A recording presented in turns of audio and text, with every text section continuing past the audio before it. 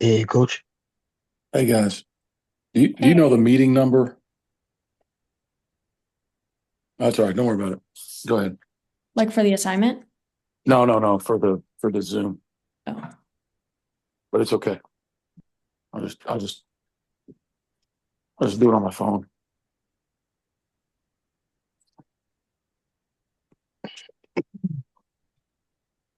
Well, for this assignment, we have kind of bad at this.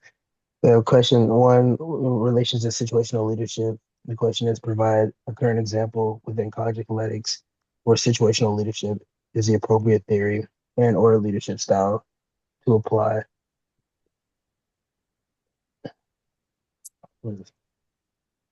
Looking into this,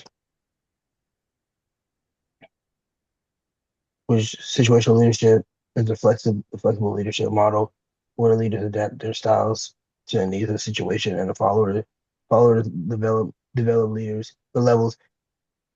I personally, because being where I'm at and in higher level, this is a great example because um, coaches bring in GAs and they with one of the examples or one of the what's her name one of the what's the term the core was like directive. You know, oh, I wrote these down.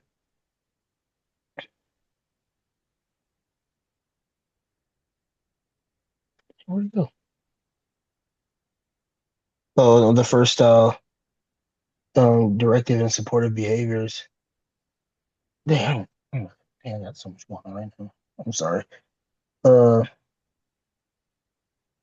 a supportive approach. Uh,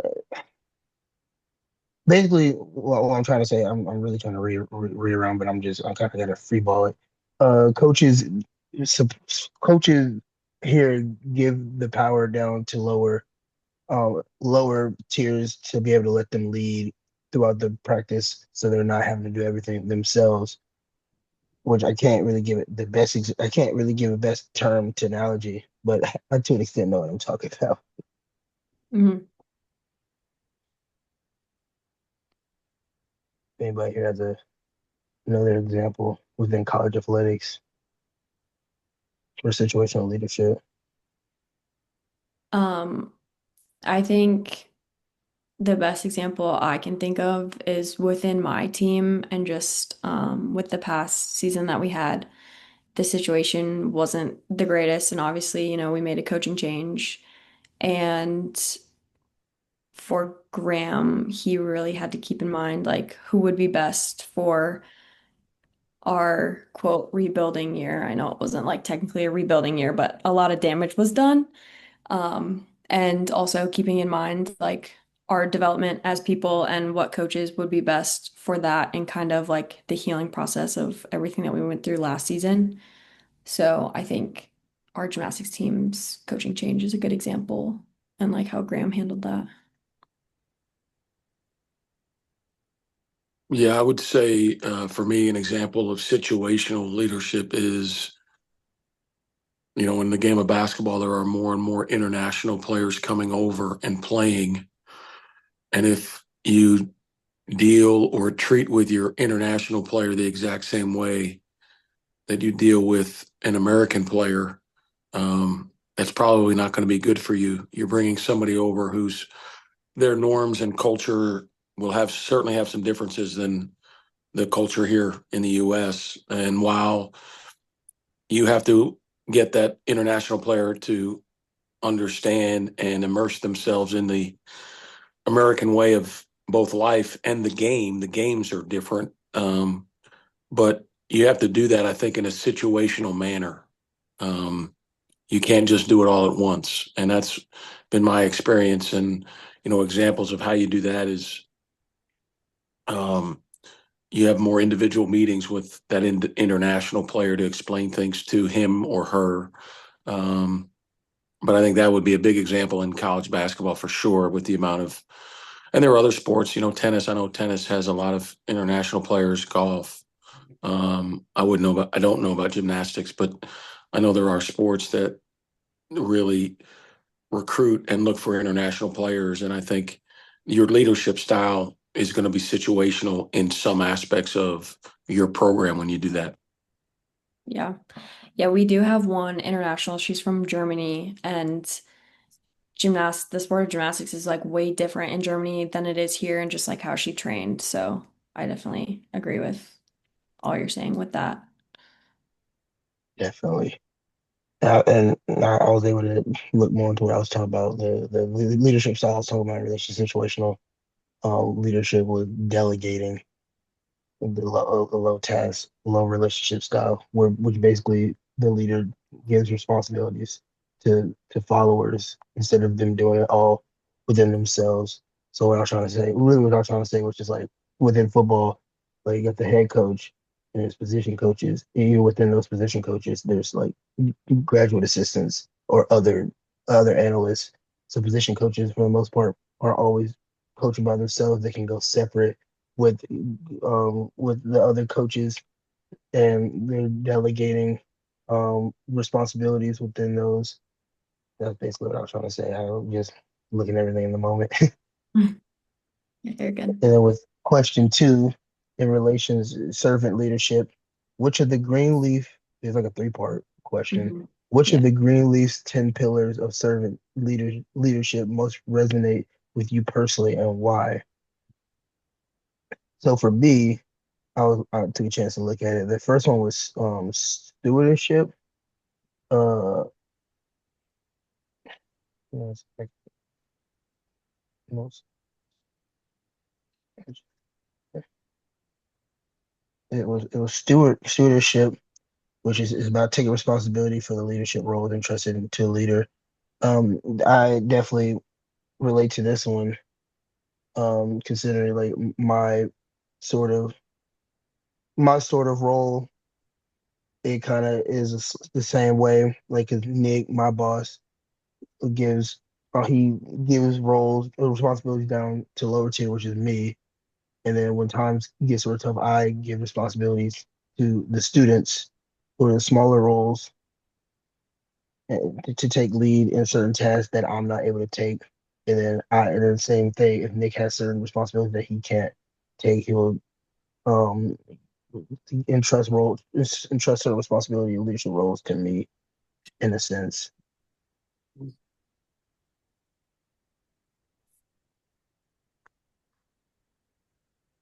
Yeah, I think for me, I think my one that I try to use the most now is foresight. As I'm an older coach now. This is my 26th year as being a Division One basketball coach, and so 25 years ago, 20 years ago, um, I knew some behaviors that how that would impact future performance, but I didn't know nearly that much, and so my foresight wasn't very good. But after all these years of dealing with young people, teaching the game of basketball, my foresight's gotten much better, and I try to utilize that mostly in a positive way when talking with players, and how I talk to them, not in a negative prediction way, but more of a positive of, hey, when you do this, really good things are going to happen, and I predict, you've shot the ball really well, you're going to play great, or whatever.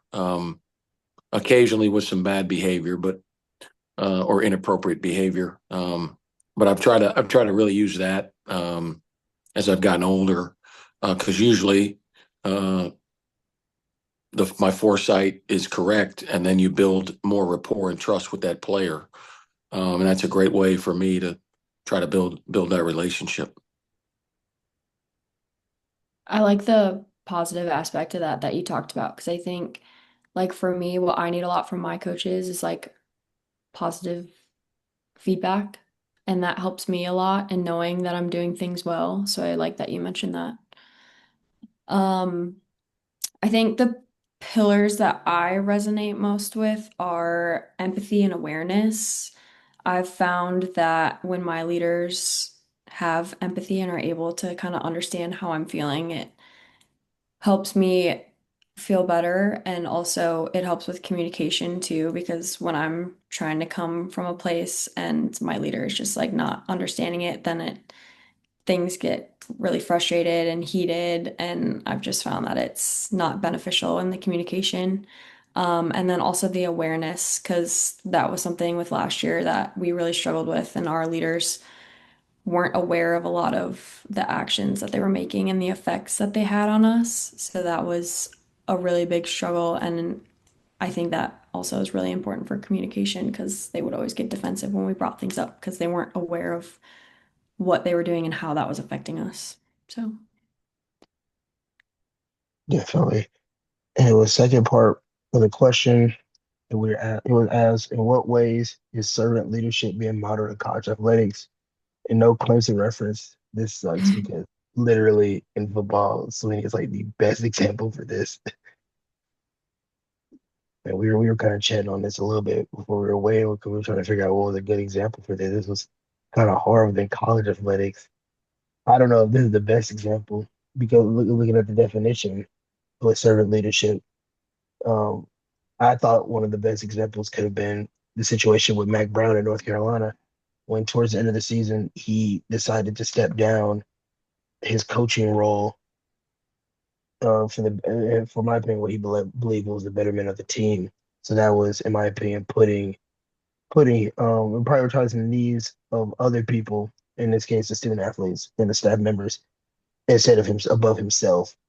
So that was my example. I don't personally feel like that was the best example. We thought you, coach, with your experience, you'd have better examples. yeah. Yeah, I think for me in the servant leadership side, the NCAA in general as a whole over the years has put a much greater emphasis on healing, the healing part of servant leadership because, when I was a student athlete, nobody gave any care or hardly any care about your mental state, your mental health, your mental frame of mind. And unfortunately, it's been 30 years since I played, but even 15 years ago, it wasn't where it is now. And, many, many programs having mental health people that you can get in touch with. Teams now regularly are meeting with mental health coaches, so to speak, and how far that's come. And then certainly you could go back into the healing and just how far it's gone on just from a physical side, the concussions. There used to never be a concussion protocol in any sport, no, never mind football. So I think the NCAA as a whole, I was trying to think of something where I could complement the NCAA, and that is very hard to do, but I do think they've evolved in the healing part of college athletics for the student athletes. I'm not saying it's at its best, it's at its peak, or it can't get better, but they've certainly made effort in those areas to improve.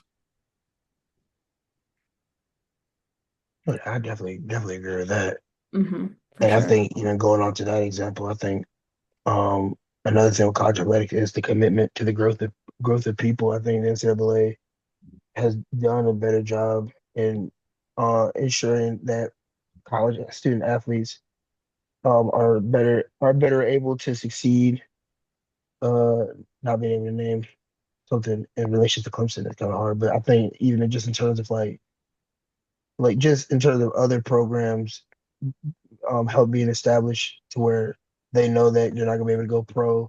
They're giving them the tools to succeed when their time off the court or off the field is over. So I think that's another thing within college athletics. College athletics is doing a better job at. Yeah, for sure.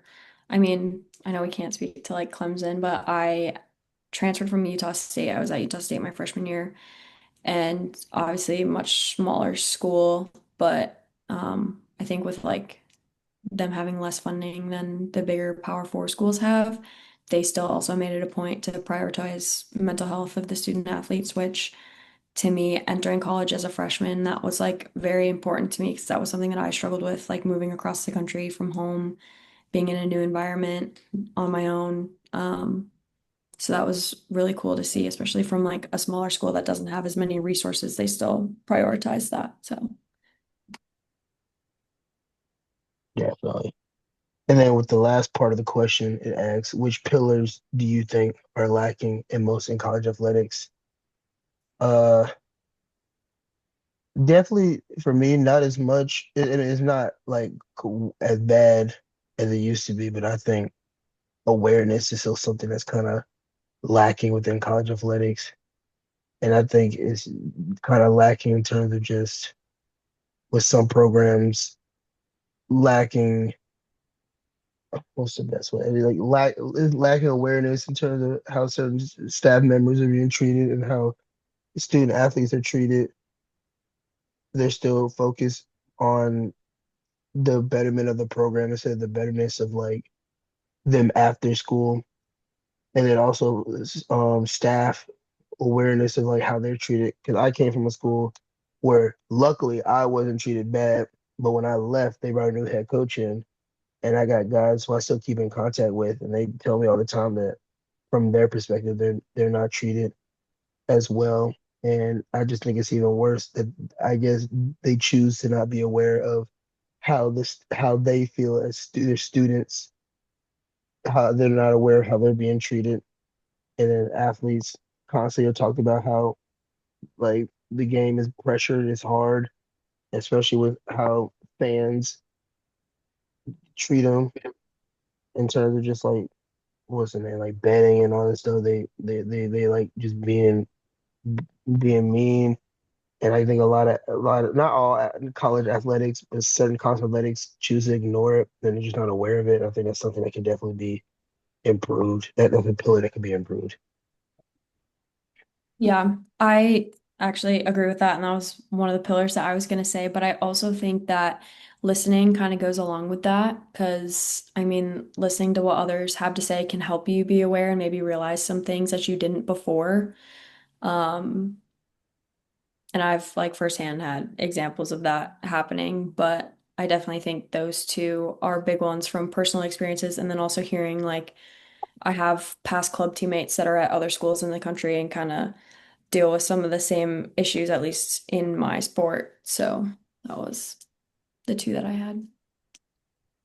Yeah, I think for me, it's foresight and conceptualization is what I came up with because if you go way back, there was a time the NCAA has lost more lawsuits than I could count on in the billion-dollar range. So when I first got into coaching, uh, basketball coaches, staffs had two assistants in what was called restricted earnings, where the NCAA restricted the earning of an assistant. And they weren't even considered full time, so they didn't even get full health benefits. And they lost. There was a $1 billion lawsuit, and they lost it. And they never had the foresight to think that that could happen. And then now, the Alston case is what started to get players paid. The rev share, the NIL, the Alston case. And it's okay. You can't fault the NCAA from the standpoint of if they thought they were in the right, they went to court. Well, they lost the first lawsuit and then they appealed. And I think it went to the Ninth Circuit out west. And then they lost that one. And then it went to the Supreme Court and then they lost 9-0.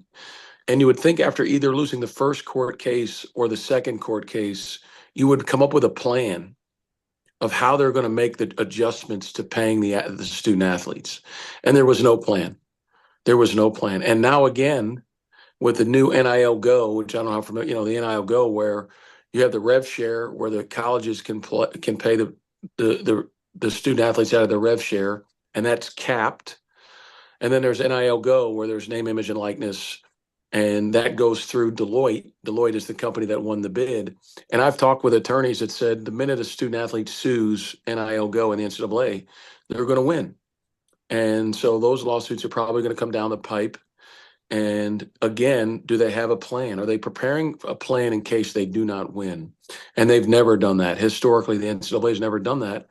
And that's why there's a really good chance college athletics, as we know it, will be over in the next 10 years. It'll be a totally different potential model, which is unfortunate because I personally think that the programs that will lose out are the non-revenue generating programs.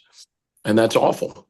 And schools, regardless, schools like where I went, UNC Wilmington, that you really don't generate any revenue through your athletics. And what's going to happen to those schools and those for those athletes? So I don't think they've done a good job with foresight and conceptualization of the future. Having a 10-year vision, having a vision in case they lose in court. I think they've done a really poor job of that, the NCAA as a whole. Really good, really, really well went.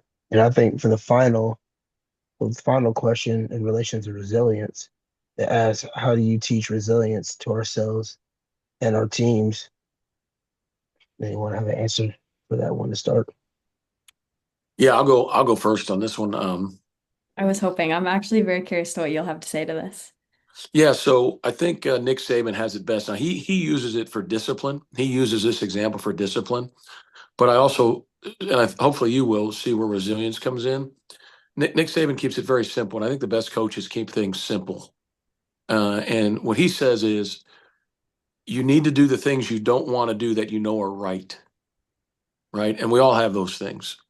Like right now, could I go get a workout in? I should probably go get a 45-minute lift or run in, to stay in shape. Or there's something in your guys' lives that you know you should do. You don't really want to do it, but that takes resiliency to do it because you're doing something you don't want to do. And then the other side of that is not doing something that you shouldn't do, right? And is that like for student athletes or for us as coaches, it's you know, I can't go out Friday night the night before we play on a Saturday. I can't do that. I need to get my rest. I need to get my sleep, even though I might want to do that.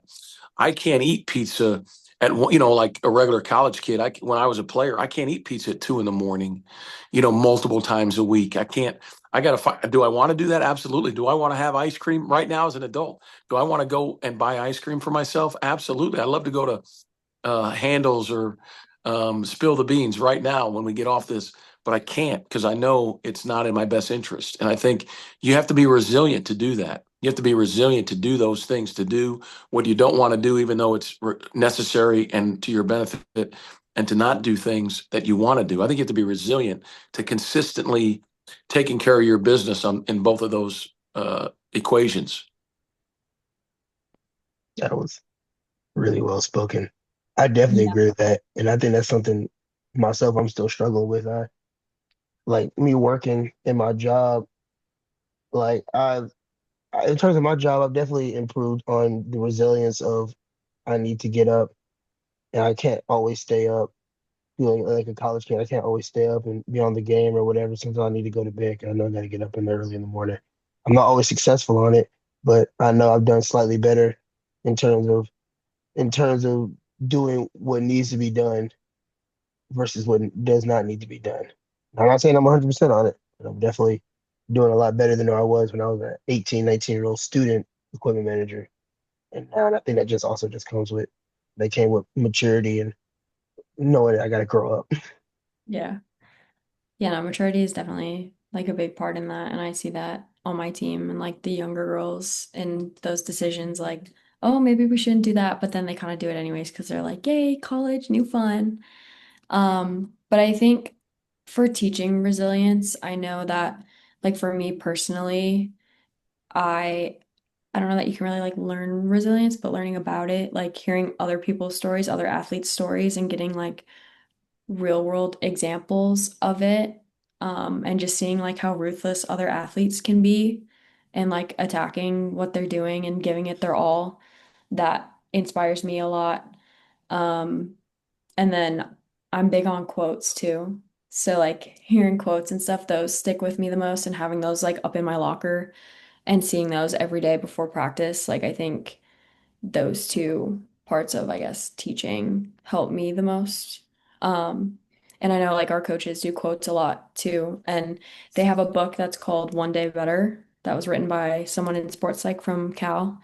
And they will read chapters from that to us a lot because the chapters are like really short, but like for a pre-practice speech, that is really helpful. So, yeah. Yeah, I think those are great examples. I'll use video with guys we've had some resiliency here this year we have a young team and they've been resilient of buying into scouting and how important scouting is in our sport. And so I made a video of Ray Lewis, the great linebacker from the Ravens, Andre Agassi. Now, this was a little old, and nobody was alive when Andre Agassi was one of the best tennis players in the world. But he discussed in a video how he was playing against another great player of his time named Boris Becker. And Boris Becker did something very specific with his tongue. His tongue would go up and it would serve to the out court, and his tongue would go to the side, and he knew he was going to serve it to the in court.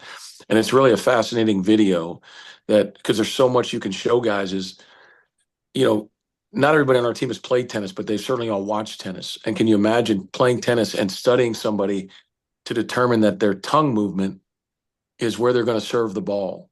And he lost his first 3 matches against Boris Becker. And then once he discovered the tongue movement, he won 9 of the next 11. And he goes on to tell the story when they retired. They were both in Germany at an event. And he said to Boris how he was able to read his serve on the tongue. And Boris Becker almost like cried with relief. He said, every time you beat me, I'd come home to my wife and I'd say, it's like he almost knows my serve. And it was just, and then the third one is from the recent Dallas Cowboys documentary on the Netflix with Deion Sanders, and Emmitt Smith, who was a great running back for Dallas, talks about, they asked him, is Deion just a great athlete? And his answer is no. He's a brilliant mind. He studies the games. He studies formations. He studies tendencies. And so I think one of the things as a coach I always try to do is make it not about any of my experiences, because the kids don't really want to hear about that. I mean, occasionally I'll tell a good story, but if you can bring in some even great players that they may not be that familiar with, if you can bring in other people and make it about them and their success and several of the greats, that's one way you can help them become resilient to things or buy into things that they've been resilient to, because it goes both ways. It's, are they being resilient to it, or are they being resilient to change the other way? And so I think those have been ways I've tried to create that. Definitely, that was great. Well, I'm looking at the time. We're at a minute. So I'm glad we got all the answers in. This was a great discussion in my opinion. Hopefully she watches the post and also sees we'll be right. Are we just going to text each other with how we're doing the other assignment? Yeah. Okay. Well, from the looks of it, it's just creating a presentation. Then I think we have to meet again to Okay. and